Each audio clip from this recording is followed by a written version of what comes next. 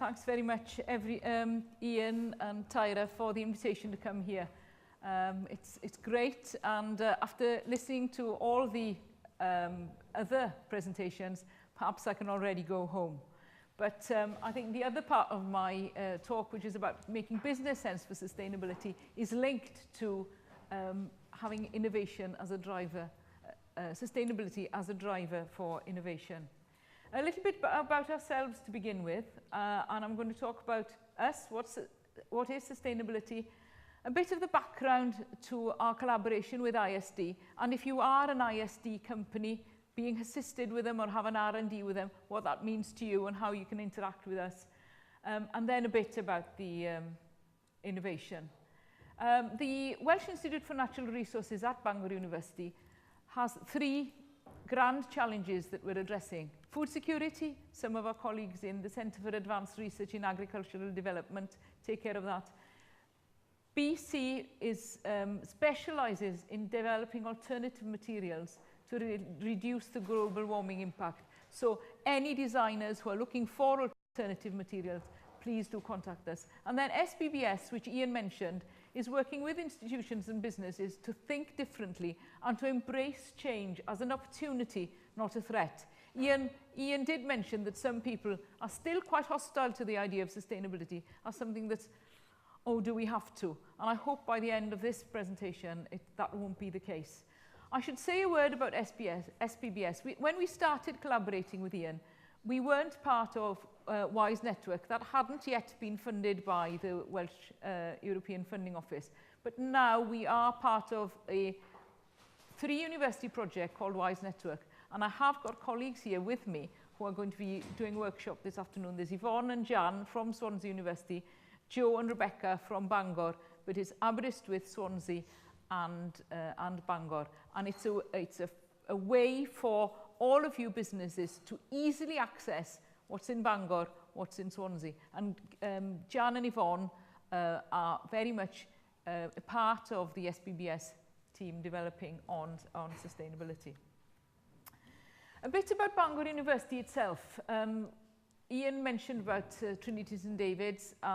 Bangor itself has stated in its strategic plan that it wants to position itself, so we want to position ourselves as a global university with a reputation for sustainability.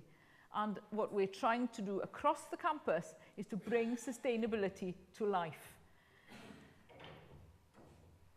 And very often that's the response we get. The cloud. My presentation also has a cloud, but of that sort. And so what is it? And during the course of the talk, I hope to explore a bit more about what is it. We've heard a lot about what is it, but still that question remains in people's mind. Often, what is it? Is it a yawn? It drives people to sleep, or it could be something that really has got teeth. And as a university, we believe that it's what students and employers want. The kind of businesses who are innovating want employees who are able to think in that way. And it's what really successful businesses want too. It's been very encouraging and exciting to hear about the sustainable design and the work going on here. It's more of this that we want. And also to get the message across to other businesses who still think it's a yawn, that actually the way forward is sustainability and sustainable design. Now, we want people, as Frank was saying, to think differently. Some people need to think green in the first place. But if they think of sustainability in environmental terms, think about those things that Frank was talking about, the people and the financial bottom line side of it. Now, as a university, we take environment management seriously. We have Green Dragon Level 5, which is the equivalent of ISO 14001. We are going for ISO 14001. And we bring sustainability to life by challenging every aspect of the university to not have you met a certain percentage of your time teaching sustainability, but rather, what does your subject bring to sustainability as a whole? And that's through research, teaching and learning. Student experience, how does the sustainability agenda enhance student experience? What about employability? Are you letting your students know that this is the new way of thinking. This is the 21st century way of thinking. Innovation and enterprise, a key part to play in sustainability. And of course, internationalization. We have a great opportunity where we have people from all over the world to learn from them and also to influence them. We heard about how emerging economies want to consume. Wouldn't it be great if we could, if they could do things differently right from the beginning rather than just copy our mistakes? We want to look at our impact on the world. And of course, there's always an ulterior motive, isn't there? And there will be an ulterior motive for your business as well. And that is our reputation. Our reputation as a sustainable university, and ones that are doing the right thing. And it's paying off, because I want to boast now. For the second year in a row, Bangor University has had a first-class honours in the People and Planet Green League. And for the second year in a row, we're also the top Welsh university in that particular league. Not that leagues are everything, but it's always nice to give yourself a plug sometimes. Right, what is sustainability? We've talked about it a lot. And I want to work out now, first of all, the challenge, which Frank has already mentioned. There is no planet B. We have one planet, and we are making a good job of messing it up.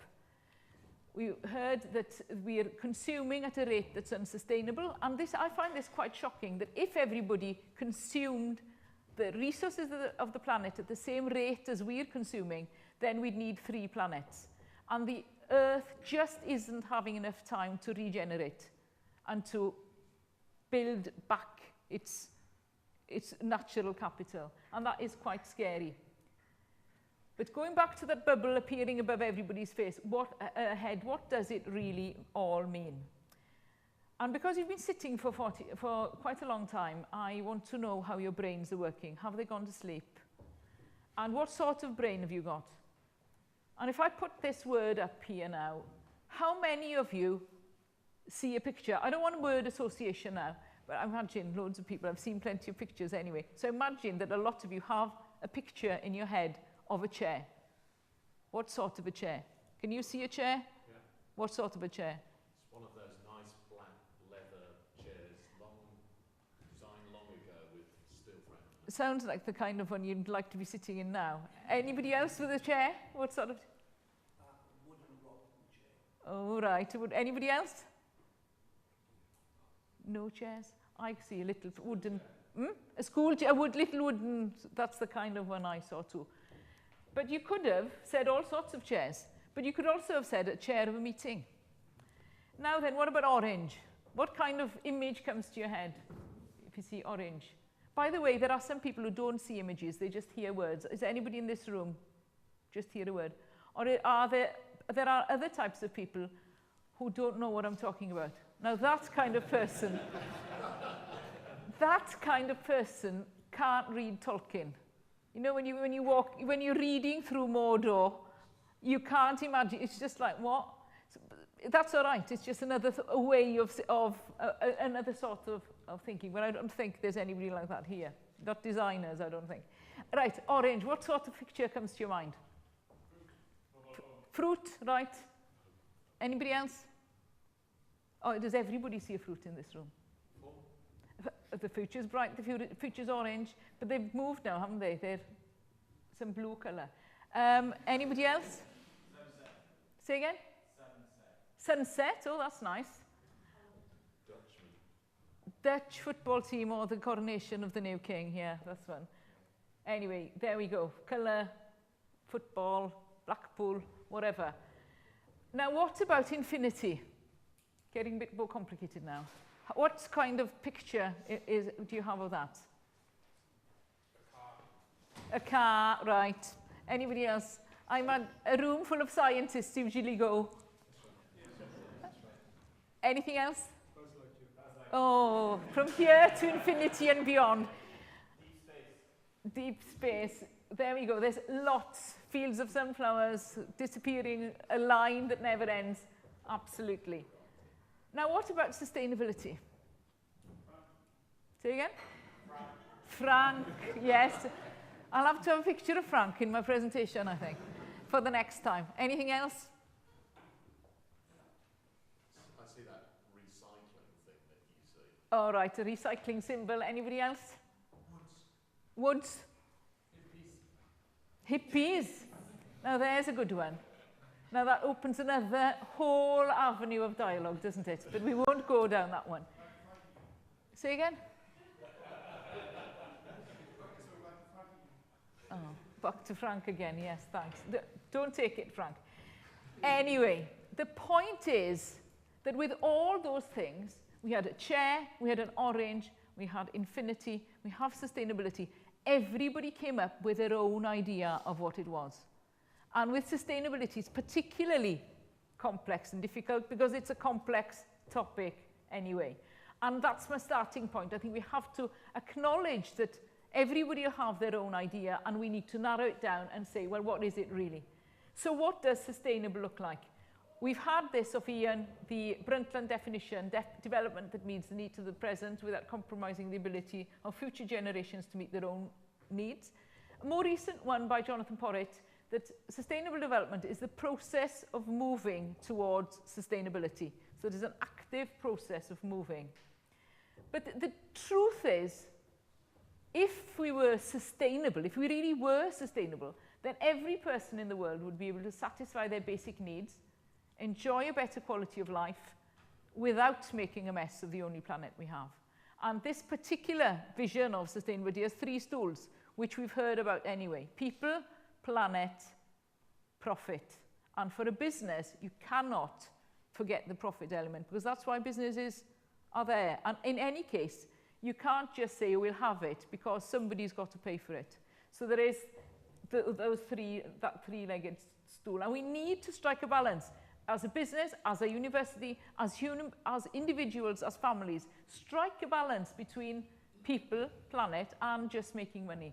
And it's a big challenge for business, government, society to juggle the conflicting priorities and demands. When you're making a decision and you think, I can't afford it, as Frank was saying, can we afford not to? There are other hidden costs that aren't currently being captured in our accounting systems. So we should all be thinking about this. When I make this decision, how do I make sure that my stool is, I'm not going to slide off it. Because if we slide off, break the leg of one and just have a wobbly stool, three legs are going to be stable, we're going to slide off it.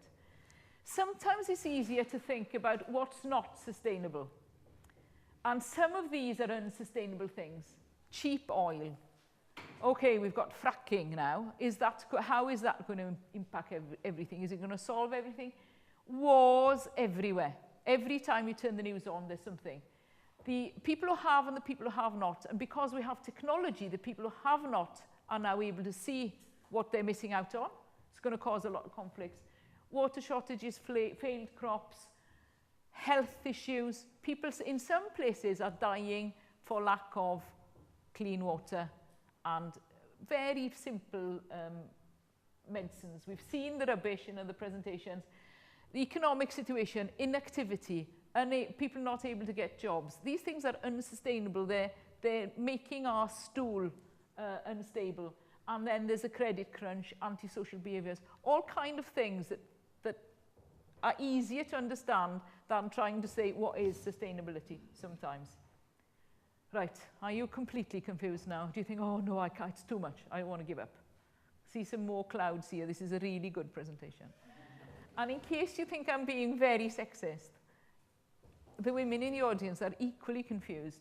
But the point is, it is really to do with us as individuals. And where we start where we are with what we can do. It's not good to just get overwhelmed by the whole challenge.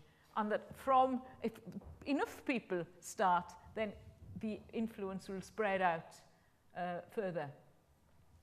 Now then, the background to our collaboration with the Institute for Sustainable Design.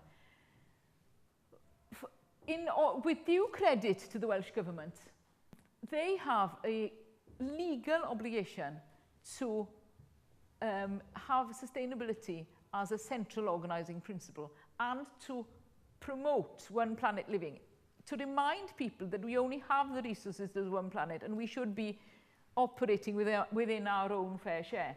So there's the Welsh dilemma. Now, we know that these projects, ISD is funded by the Europe and the European Funding Office. WISE Network, our project, is also funded. And one of the things that they want us to address with businesses are the cross-cutting themes of environment management, equal opportunities, and in Wales, Welsh language and culture. And that is the minimum compliance that you can get away with. And this causes some people quite a lot of annoyance. So we are here to help. We are trying to offer a practical way of embedding sustainability and reminding people that it really isn't a nuisance.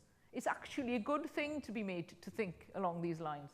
And that when we add them all up, it really does add to our competitiveness and profitability as businesses. Now, in some places, the idea that Welsh language is part of anything brings on an even greater yawn than sustainability itself. But I just want to challenge you to think that actually it's a way of increasing your profitability. Who would have thought that Bristol Airport would have chosen to put a Welsh page on their website? But it's because they're competing with Cardiff Airport. And if you look around at many other businesses, if you go to a rather down market supermarket, you'll see everything just in English. You go, I'm being filmed here, so I was warned not to say anything about regret. So if you go to a better type of supermarket, then you might see signs in Welsh. But when you go to pay at the cashier, you can't choose, their machines won't speak to you in Welsh. But if you go to an even better store still in Cardiff, say, you have a choice of 6 languages. And if you go shopping in Manchester, for example, you'll find that they've got meeters and greeters who speak Chinese. It's part of the way you present yourself to a business, of showing awareness to this kind of thing. So again, as with sustainability, the better businesses, the businesses who are really interested in creating value for the customers, take this sort of thing seriously. So we have a sustainability health check. The WISE Network team are using the SBBS health check. It asks about information. It takes 12 to 15 minutes. You're asked to relax with your cup of tea, enjoy yourself, give us some info about your business, takes you through a few questions about equality and diversity, Welsh language in business, environment management. Quick way to give you policies, because if you're in a supply chain, especially in Wales now that they're looking towards these things, you have to fill in PQQ questionnaires. They're going to ask you about policies. Rather than trawling around the internet looking for templates, we can send them to you, you're fixed. And then we also ask for good news stories because you want to publicize your business, we want to share good news stories with others. Now, we know that people like incentives, and the latest thing, and this is version 2.0, we have a logo that you can put on your website, which once you've completed your 2 actions, you commit to an environmental action, an equal ops action, you will get a logo to put on your website. And in the workshop that the team are presenting this afternoon, you heard a bit more about the health check. And these are some of the companies. It's only been out for about a week, and already 11 people are signed up. And the feedback looks good, well written, easy to follow, questions well suited to SMEs, navigation logical and intuitive, and there are boxes there that encourage you to commit to various things. Here are some of the projects, the European funded projects that are working with us in one way, shape or form. Some of you I know already have got KES projects, so you will come face to face with us again. We're looking after the sustainability element of the grad school for KES, and also giving grad school KES companies the opportunity to do the health check. And there are other projects, funded projects there that you might know of, that might also offer some assistance to you that you haven't thought of. Tyra is in charge with dealing with the health check here, and she can point you to us and to other projects as well. So A bit about Wise Network and how we can help in particular, apart from that compliance bit. That's the bit where you just want to get it over with. But we are, in general, seeking to support Welsh enterprises with growth and development of sustainable products, processes and services. We want to leave Wales as a greener country with agile companies able to use research and development and collaboration with universities to drive business growth in a sustainable way. And then there's a wide range of facilities and equipment that you can access to, along with the expertise of academics, and get advice and innovation in your sector.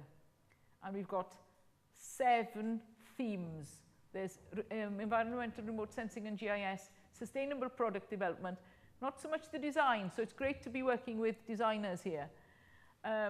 Sustainable health and well-being, resource efficiency, Frank, not waste, and then process monitoring and quality control, and ecological engineering.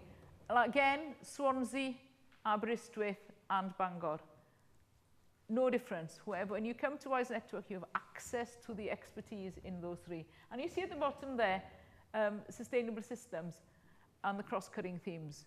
And every theme here is challenged with asking themselves, how do our themes contribute to the bigger picture? There's a team, some of us are here, but the main message is that everybody is responsible for taking on this challenge of sustainability. And just a few words about how innovation can, where the innovation is here. Everybody has to use energy. What are those sources? What are you doing with them? What are the waste that you've got? How can that be reused? Is there any way of this contributing to a circular economy? Transport, are there different ways of doing it? Better cars to design? Or how do we use natural resources to the best effect? Who's got the best ideas? Those are the ones. We have to address the challenges that we haven't even thought about. How do we use water? How does that embed in our products? Land use and wildlife, culture, heritage, equity in the local economy. All of these provide challenges for businesses in particular to be innovative and find ways of providing solutions to some of the issues. And then, of course, we all want health and happiness. So I spoke to somebody who's providing doctors, so that's really good as a business, I'd say.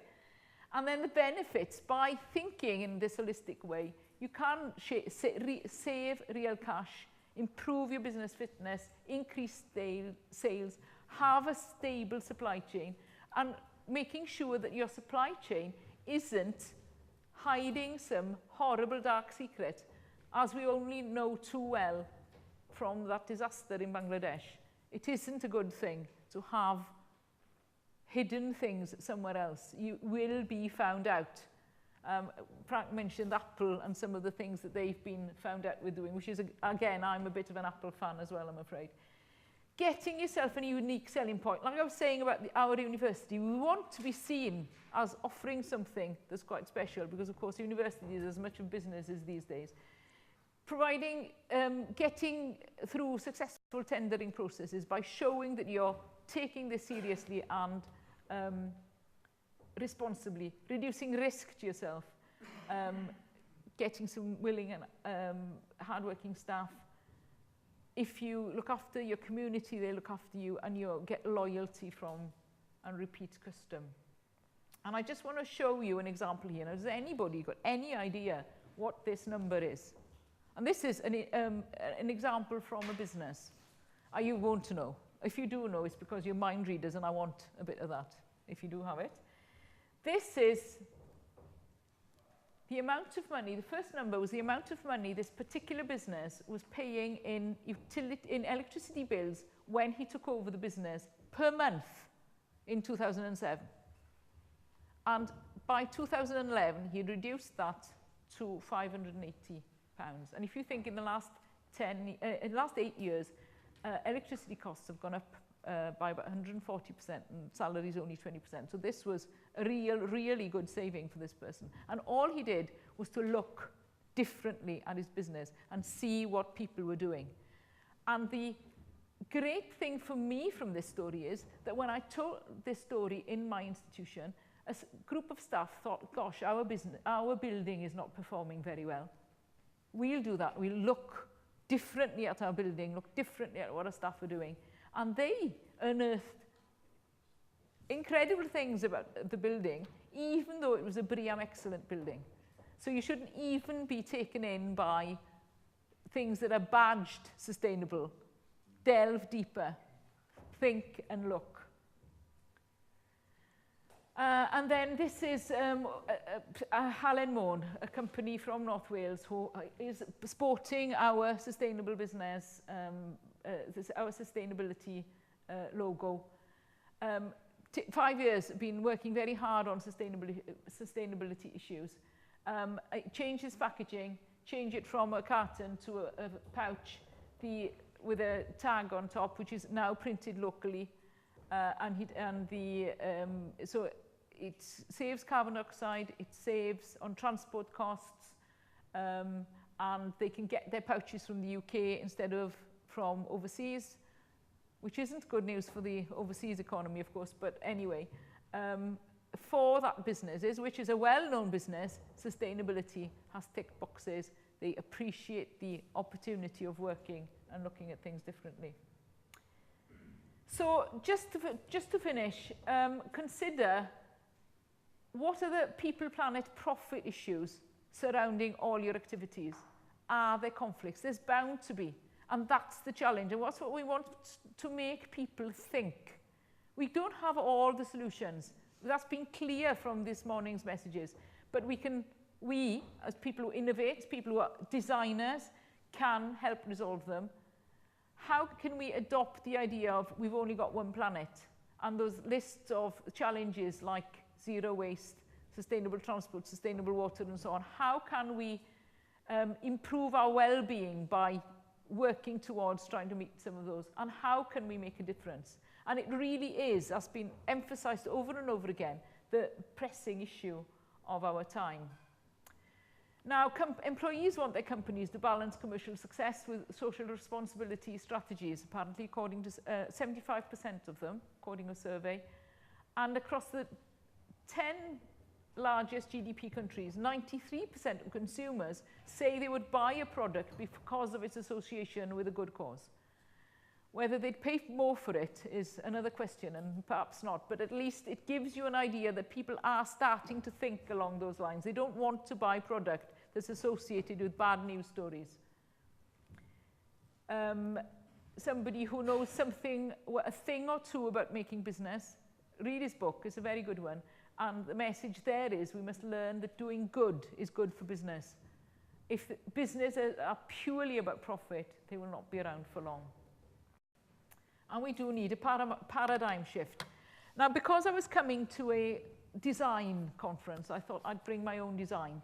And what does sustainability look like for me?